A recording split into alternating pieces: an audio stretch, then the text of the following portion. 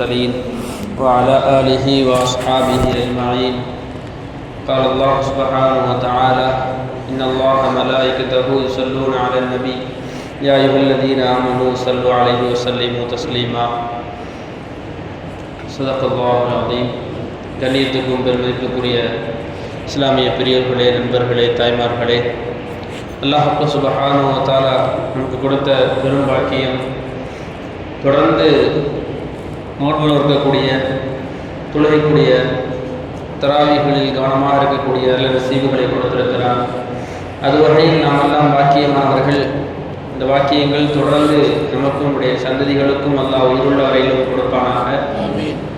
கண்ணியமானவர்களே, நம்முடைய சிந்தனைக்காக இன்று அல்லாஹ் குர்ஆனிலே ஒரு இடத்துல சொல்லி காட்டுகிறான்: நான் நபி மீது ஸலவாத்து சொல்கிறேன், நீங்களும் ஸலவாத்து சொல்லுங்கள். நபி ஸல்லல்லாஹு அலைஹி வஸல்லம் அவர்கள் மீது ஸலவாத்து சொல்வதுடைய அந்த மகிமையை, அதனுடைய அவசியத்தை அல்லாஹ் சொல்கிறான். நான் சொல்லுகிறேன் நபியின் மீது, நான் படைத்த என்னுடைய நபியின் மீது நானே ஸலவாத்து சொல்கிறேன். நீங்கள் சொல்வதற்கு என்ன? நீங்கள் ஸலவாத்து சொல்லாமல் இருக்கக்கூடாது என்பதை அல்லாஹ் ஒரு கட்டளை வாக்கியமாக பயன்படுத்துகிறார். எப்படி? வஅகீமுஸ் ஸலா வஆத்துஸ் ஸகா, நீங்கள் தொழுகையை நிறைவேற்றுங்கள், ஜக்காத்தை கொடுங்கள், குர்ஆன் ஓதுங்கள், தஜ்வீதோடு ஓதுங்கள் என்பதாக எப்படி கட்டளை வாக்கியங்களை பயன்படுத்துகிறானோ, அதே மாதிரி நபியின் மீது ஸலவாத்து சொல்வதையும் கட்டளை வாக்கியமாகவே சொல்கிறார். அதோடு மட்டுமில்லாமல் நான் சொல்லுகிறேன், நீங்கள் சொல்லுங்கள் என்பதாக ரப்பு சொல்லி காட்டுகிறார். நபி ஸல்லல்லாஹு அலைஹி வஸல்லம் அவர்களிடத்திலே ஒருவர் வந்தார். யா ரசூலல்லாஹ், ஒரு நாளை 4ஆக பிரித்து ஒரு பகுதி முழுவதும் உங்கள் மீது ஸலவாத்து சொல்ல வேண்டும் என்று நான் பிரியப்படுகிறேன். அதாவது உங்கள் மேலே எனக்கு ரொம்ப அழகு குழந்த பிரியம் இருக்கிறது. நான் ஒரு நாளை 4 பங்குகளாக்கி அதிலே ஒரு பகுதி முழுவதும் உங்கள் மீது ஸலவாத்து சொல்ல வேண்டும் என்று ஆசைப்படுகிறேன். யா ரசூலல்லாஹ், அப்படி செய்யவா அப்படின்னு கேட்டார். நபி ஸல்லல்லாஹு அலைஹி வஸல்லம் சொன்னாங்க, இன்னும் கொஞ்சம் கூட்டிக்கிட்டா நல்லா இருக்கும் அப்படின்னா. யா ரசூலல்லாஹ், அப்போ 2 பகுதி ஸலவாத்து சொல்லவா? ஒரு நாளில் 4ஆக பிரித்து அதை 2 பகுதிகள் முழுவதும் ஸலவாத்து சொல்லிக்கிட்டே இருக்கிறவா அப்படின்னு கேட்டார். நபி சொன்னாங்க, இன்னும் கொஞ்சம் கூட்டிக்கிட்டா நல்லா இருக்கும். அப்போ அவர் கேட்டார், யா ரசூலல்லாஹ், ஒரு நாளை 4 பங்கா வச்சு 3 பகுதிகள் முழுவதும் உங்களுக்கு ஸலவாத்து சொல்லிக்கிட்டே இருக்கவா? நபி சொன்னாங்க, இன்னும் கொஞ்சம் கூட்டிக்கிட்டா நல்லா இருக்கும். அப்போ யாரும் சொல்ல, நாள் முழுவதும் ஸலவாத்து சொல்லிக்கொண்டே இருக்க வேண்டுமா? அப்படி இருக்கட்டுமா அப்படின்னா, அப்படி இருங்க. அதுதான் உங்களுக்கு உங்களுடைய ஈமானுடைய அளவுகோலை அதிகரிக்கும், உங்களுடைய ஈமானை அது அதிகரிக்கும் சொன்னாங்க நபி ஸல்லல்லாஹு அலைஹி வஸல்லம். அதே மாதிரி இந்த ஹதீஸுடைய ரிவாயத்தின் கீழ் எழுதுறாங்க, எந்த சபைகளில் நபியுடைய பெயர் சொல்லப்பட்டு யார் ஸலவாத்து சொல்லவில்லையோ அவர் மீது நல்ல ஒரு சூழ்நிலைகள் ஏற்படாதுன்னு சொல்றாங்க. இன்னும் சொல்ல போனால் இன்னொரு ஹதீஸில் வருது, நபி ஸல்லல்லாஹு அலைஹி வஸல்லம் இந்த மிம்பரில் ஏறினாங்க. மிம்பரில் முதல் படியில் கால் வைக்கும் போது ஆமீன் அப்படின்னு சொன்னாங்க. 2வது படியில் கால் வைக்கும் போது ஆமீன் சொன்னாங்க. 3வது படியில் கால் வைக்கும் போது ஆமீன் சொன்னாங்க. சஹாபாக்கள் எல்லாம் தொழுகை முடிச்சுட்டு கேட்டாங்க, யா ரசூலல்லாஹ், வளமைக்கு மாற்றமாக ஆமீன் ஆமீன் ஆமீன் சொன்னீங்களே, என்ன காரணம்? சொன்னாங்க, ஜிப்ரீல் அலைஹிஸ்ஸலாம் என்கிட்ட வந்திருந்தாங்க.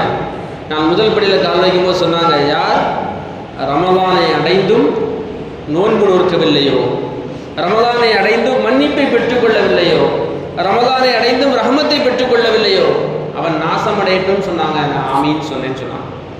2வதாக, எந்த சபைகளில் அல்லது யாருக்கு முன்னதாக என்னுடைய பெயர் சொல்லப்பட்டு ஸலவாத்து சொல்லாமல் இருக்கிறார்களோ அவர்கள் மீது சாவு உண்டாகட்டும் ஹஜ்ரத் ஜிப்ரீல் அலைஹிஸ்ஸலாம் துஆ செஞ்சாங்க. நான் ஆமீன் சொன்னேன்.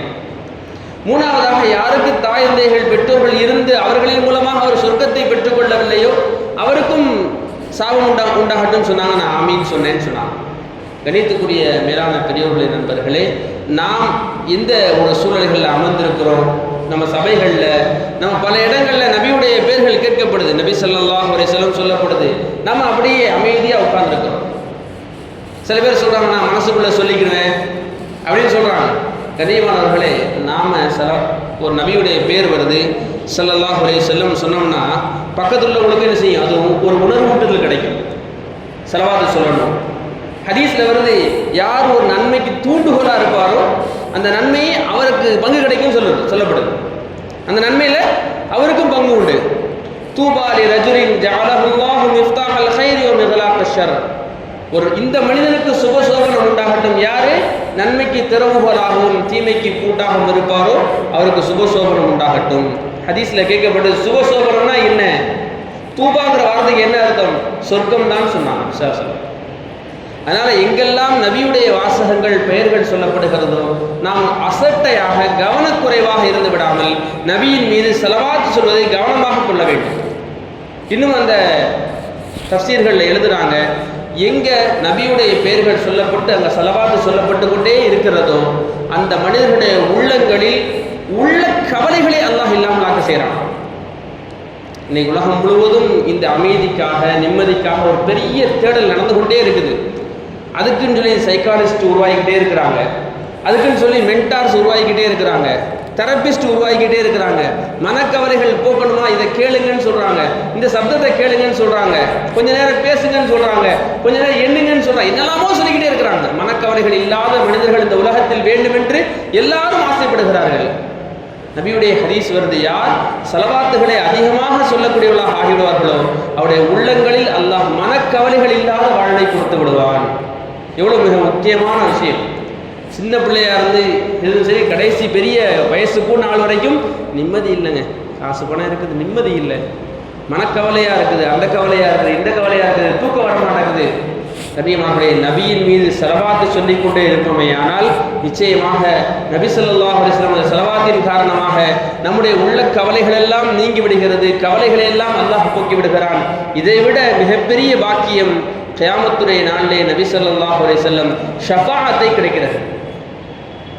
அந்த மஹ்ஷருடைய நாட்கள் சம்பந்தமாக ஒரு ஹதீஸ் வருகிறது. ஹதரத் ஆதம் அலைஹிஸ்ஸலாத்து வஸ்ஸலாம் மஹ்ஷருடைய மைதானத்திலே கொஞ்சம் வளர்ந்தவர்களாக இருப்பார்கள். எல்லோரும் பார்க்க முடியும் அவர்களை, எல்லோரும் அவர்களை பார்க்க முடியும். ஏன் நல்லா அப்படி ஆக்கியிருப்பான்னு சொன்னா, அவனுடைய பிள்ளைகள் எல்லாரும் சொர்க்கத்துக்கு போறாங்களா, வேற எங்கும் போறாங்களா அப்படின்னு நம்ம பார்த்துக்கிட்டே இருப்பாங்களாம். எல்லா மனிதர்களை விடவும் அதாவது ஆதம் அலைஹிஸ்ஸலாம் கொஞ்சம் உயரமாக இருப்பார்கள், தன் பிள்ளைகளை எல்லாம் பார்த்து கொண்டே இருப்பார்களாம். அப்போ ஒரு மனுஷனை 2 மலக்குமார்கள் தரம் இழுத்துட்டு போவாங்களாம் நரகத்தை நோக்கி. உடனே அதாவது ஆதம் அலைஹிஸ்ஸலாத்து வஸ்ஸலாம், ஓ அஹ்மத், அஹ்மத் முஹம்மத் என்பதாக நபியுடைய பெயரை அஹ்மத் என்று சொல்லி அழைப்பார்களாம். அழைச்சுனா அந்த உம்மத்து உங்களுடைய உம்மத்து தான், எங்கே கூட்டு போகிறாங்க பாருங்க, உடனே என்னன்னு பாருங்க என்பதாக கை காட்டுவார்களாம். நபி ஸல்லல்லாஹு அலைஹி வஸல்லம் அந்த மலக்குமார்கிட்ட உங்களுக்கு என்னாச்சு, அவனையே இப்படி பிடிச்சிட்டு போறீங்க அப்படின்னு கேட்பாங்க. நாங்கள் என்ன யாரை சொல்லதான் செய்ய முடியும், அல்லாஹ் எங்களுக்கு என்ன கட்டளையிட்டானோ அதை நாங்கள் செஞ்சுக்கிட்டு இருக்கிறோம் அப்படின்னு சொல்லி எழுதிட்டு போகிறோம்.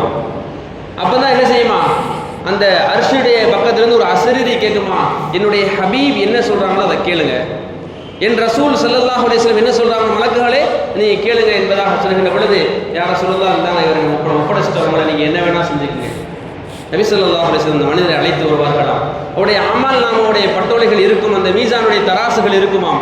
அதிலே ஒரு சீட்டை நன்மையுடைய சீட்டில் என்ன செய்வாங்க, நன்மைகளாக இருக்கக்கூடிய அந்த இடத்துல ஒரு சின்ன சீட்டை எடுத்து வைப்பாங்களாம். அது கணத்தால் தாழ்ந்து போயிடும். இப்போ மக்கள் எல்லாம் கேட்பாங்களா, அது என்ன பேப்பர் அப்படின்னு கேட்பாங்க. நபி சொல்லுவாங்கன்னா, என் மீது எழுதப்பட்ட ஸலவாத் அதில் இருக்குது. அப்போ ஒரு மனிதனுடைய ஷஃபாஅத்துடைய விஷயம் இருக்கிறது, அது சாதாரணமானது கிடையாது. நம்ம நடக்கிறோம், போகிறோம், வர்றோம், தினந்தோறும் நம்மளால் நினைச்ச சில பேர் நினைச்ச நேரம் தான் ஸலவாத் சொல்லிக்குவேன். உண்மையிலே வாய்ப்புகள் இருந்தால் சொல்லலாம் தான், ஆனால் மறந்துடுது, வேலைகள் இருக்குது, பல சூழ்நிலைகள் இருக்குதுன்னு சொன்னால் ஒரு நேரம் ஒதுக்கி காலையில் ஃபஜ்ருக்கு அப்புறம் 100 தடவை ஸலவாத், 100 தடவை அஸ்தக்ஃபிருல்லாஹ், 100 தடவை 3ஆம் கலிமா, 100 தடவை லா இலாஹா இல்லல்லாஹ், இப்படியாக ஒரு வளமைகளை நாம் ஏற்படுத்தி கொண்டோம் என்று சொன்னால் நிச்சயமாக அதன் மூலம் பெரும் பாக்கியங்களை நாம் அடைந்து கொள்ள முடியும். அல்லாஹ் சுப்ஹானஹு வ தஆலா நபியின் மீது காதலில் அதிகமாக ஸலவாத்தை சொல்லி மிகப்பெரிய உன்னதமான ஷஃபாஅத்தை பெறக்கூடிய பாக்கியம் பெற்ற ஜெயசர்களாக என்னையும் உங்களையும் நம்ம ஈண்டெடுத்த பெற்றோர்களையும் நம்முடைய சந்ததிகளையும் நல்லா ஆக்கியர் புரிவானாக. வாஹிரு தஅவானா அல்ஹம்துலில்லாஹி ரப்பில் ஆலமீன். அஸ்ஸலாமு அலைக்கும் வரஹ்மத்துல்லாஹி வபரகாத்துஹு. சுப்ஹானல்லாஹி வ பிஹம்திஹி சுப்ஹானல்லாஹி வ